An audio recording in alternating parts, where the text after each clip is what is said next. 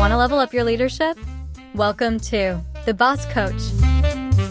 A dash of cool, a splash of class. The Boss Coach leads, no time to pass. Oh, the Boss Coach, the leader's guide with swagger, style, and You know, that reminds me of the late 90s, maybe the early aughts, and there was this lounge culture revival thing. You remember that? There were like, everyone wanted martinis, cheesy jazz, etc. Did you ever see the movie Swingers? It was Vince Vaughn and Jon Favreau. Great movie, or as they would say back then, it's so money, baby. Do people still talk like that? Did they ever talk like that? All right, anyway.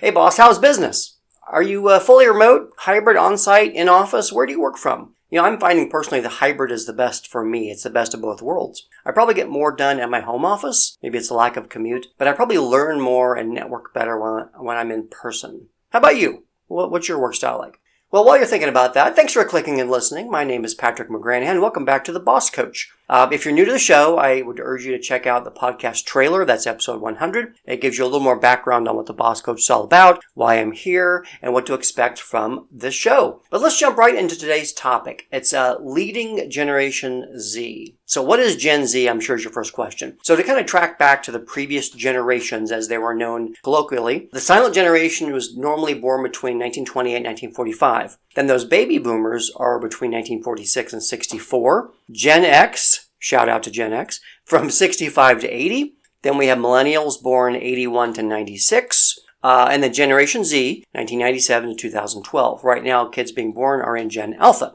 So as of right now, Gen Zers are between 28 and 13 years old. So really right in the range for these entry-level employees. So really, this is a discussion about leading the youngest of employees. So do you work with anybody in Gen Z? You know, if you believe the internet and everything in pop culture, I guess we're supposed to hate them. But why are we supposed to hate Gen Z? What's the problem?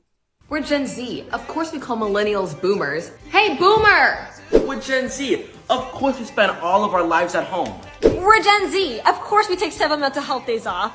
We're Gen Z. Of course we have the attention span of a goldfish. We're Gen Z. Of course we don't want to work. So here's why there's a Gen Z problem. Actually, no. You know what? I don't want to be accused of Jensplaining. Instead, let's hear it from the source. I'm joined today by a summer intern and representative of Gen Z, Abigail. Hi guys, I'm glad I am the representative, so you can take my word. So I have a few stats prepared by the lovely AI today, and I would love to share them with you. First off, a really striking stats, 40% of hiring managers avoid hiring Gen Z if there's another alternative. 24% view Gen Z as unemployable. Additionally, 80% of managers claim that Gen Z is lazy. 19% say that a youthful appearance might play into their hiring practices. 36% advise Gen Z to look older. Those are a few stats that I think are really bad. Yeah, so obviously those are terrible. And in fairness, every generation seems to have a problem with those that came after them, right? Like I would call it reciprocal ageism, and it's not new. And interestingly enough, I have kids in 3 different generations, but man, people are really vocal about your generation. Do you think that any of that is earned? You know, I'm sure a little bit of it's earned, but can you really expect a whole generation to fall under one stereotype? See, I think there's a few key differences. There's expectation differences and cultural differences. I'm going to give you a really broad example. The year of 1969 was also the year my dad was born. Apollo 11 had just landed on the moon, and these astronauts were super excited. And they had done everything there with the power of a modern-day electric toothbrush. Holy cow. Now, I do love my electric toothbrush, but I would not want to fly on it.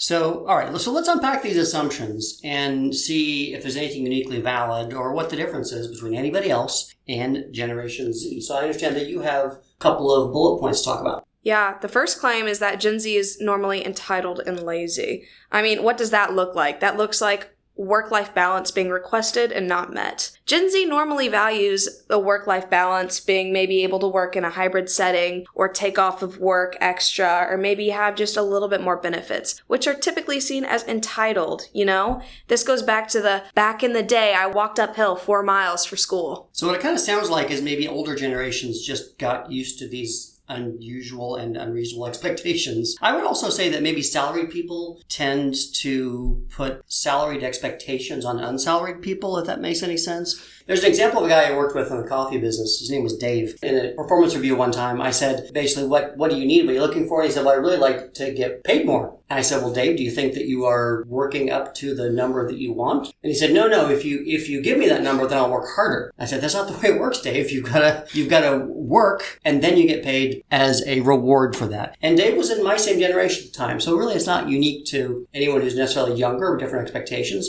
It just boils down to personality and experience, I think. Man, don't we all know someone like Dave? Another point I have is that Gen Z is often seen as not a good culture fit, quote unquote, which is a pretty vague term, but it's kind of a means of resistance to, stop Gen Z from entering the workforce, which compounds to a huge problem when you consider that if they're not allowed in the workforce in their earlier years, say as an intern, they're not going to have a good culture, or they're not going to know what to expect when they graduate or later on. Yeah, this goes back to the culture conversation episode that we had. So I would ask hiring managers, what exact culture are they not fitting? What does that mean to you? How can you discriminate based on an assumption that they won't follow the company's shared values when they've had no opportunity to show whether they can or can't? What would you base that on anyway? Is it just that they're not jaded yet? Is Gen Z not jaded and that's why they're not good at the culture? If that's the case, then maybe you don't have a good culture to begin with. Yep. I mean, maybe Gen Z just has too much hope and optimism, wanting a good work-life balance. But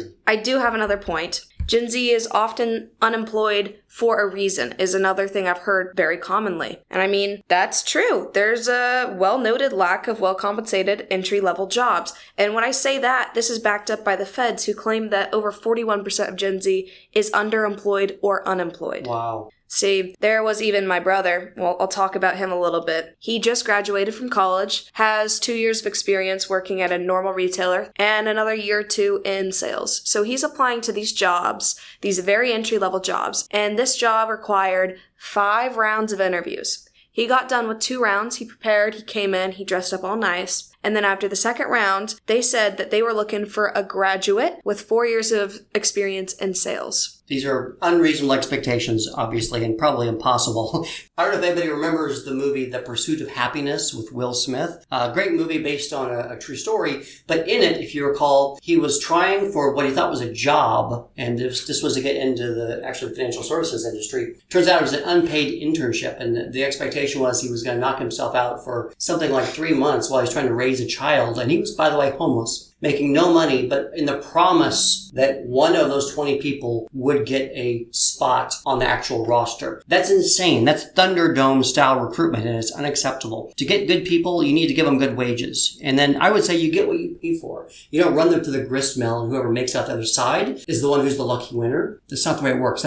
We need to get closer to a true meritocracy. See, I'm in an internship, and I met plenty of unpaid internships that were just ready to hire me whenever they see fit. So it's kind of hard finding a job that's paid now. So this backs up to my next claim that Gen Z is too sensitive.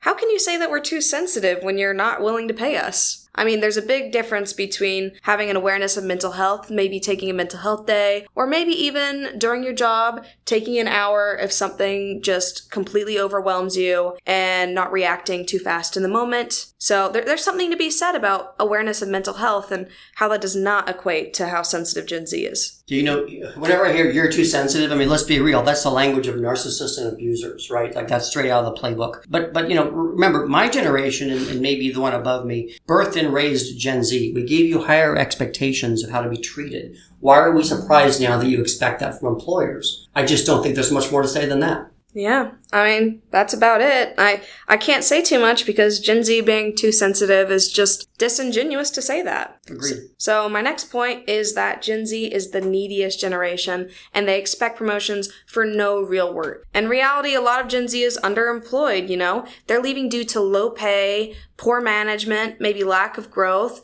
And Gen Z even says that up to 90% have reported that they have experienced negative treatment from a hiring manager, from a direct boss, from their coworkers due to their young age. Good grief. Again, that's reverse ageism. But, it all kind of feels like that guy who had 12 girls break up with him and that he wonders what's wrong with all of them. Maybe it points back to him. Like maybe he's the problem. Older generations, I would say, they would always feel like that you just stick it out. But younger generations aren't afraid to change. So you don't feel like, well, it may not be good now, but I'll stay with it and see if it's okay in 10 years. Younger generations, we've trained you to be more cognizant of your needs and not afraid to say, you know what, this isn't working, I'm going to move on. And I don't think we should dock you for that, right? Career refinancing is smart no matter what. Otherwise, you're stuck with a cost of living adjustment every year, and you're never going to get to a level that you can afford to support yourself. The only solution then is just going for promotions, and that's a dangerous game. I agree. I mean, promotions are never guaranteed, and in corporate America now, you can get laid off pretty easy. I mean, just think about the tech bubble that just burst, you know? Thousands of people losing their jobs that were previously seen as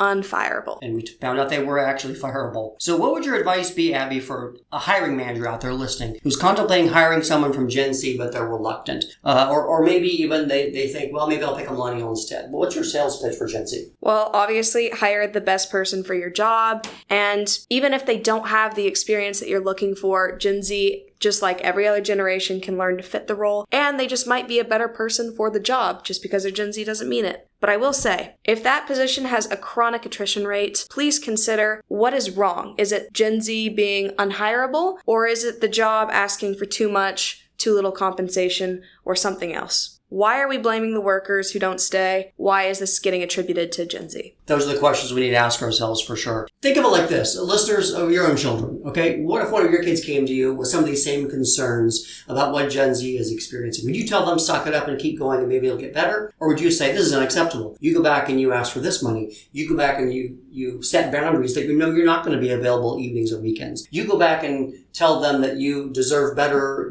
benefits, whatever. My guess is that you're going to be the defender of your child. So what I'm asking you as employers, as hiring managers, as leaders, is think of Gen Z through the lens of they are someone's child, and that you should then extend those expectations to these people as well as your own children. That's how you should look at it. All right, Abby, think of the great conversation. You know, it's kind of like the classic generation gap, but I think learning more from each other is how we beat this. So there's a lot of common quotes that I hate and I think are wrong. One is, familiarity breeds contempt. Couldn't be more wrong or more cynical. The opposite's true. The more that we learn from each other, the more that we experience, it gives us empathy. And as we all know from this podcast, empathy is the key to leveling up your leadership. Yeah, if you're a manager out there, hit me up, man. Give me a job.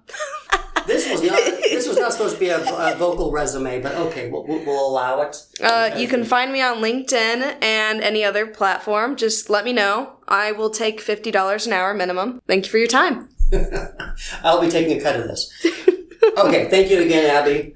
Okay, that was a great conversation with Abby. A little bit echoey from where we were recording. I apologize for that, but I think it was still a great talk. So as always, here's what you can do right now, call to action, if you will, from today's episode. I want you to set up a listening meeting with a Gen Zer. Now notice I did not say a mentoring session. This is a little maybe more aggressive for that particular generation, as we learned. So instead, set up a listening meeting. Just some time to talk to them about their experience, see if they need any help. Ask them about what it's been like integrating into the office culture. Just get an idea of how they're doing. And again, setting it up as a listening meeting shows that you are just there to take input from them, to listen, honestly, and give feedback where you can, because they probably want it, but they don't always know how to ask for it. So set up one with somebody in your company, or maybe someone you know, maybe as a friend's kid who just started in the workforce. Just make the appointment, make the call, and give them a chance to talk through their experiences. Or maybe learn more about how you can better lead Gen Z in your own workplace. I would also say, if you're a hiring manager, please reconsider your experience requirements, right? Asking for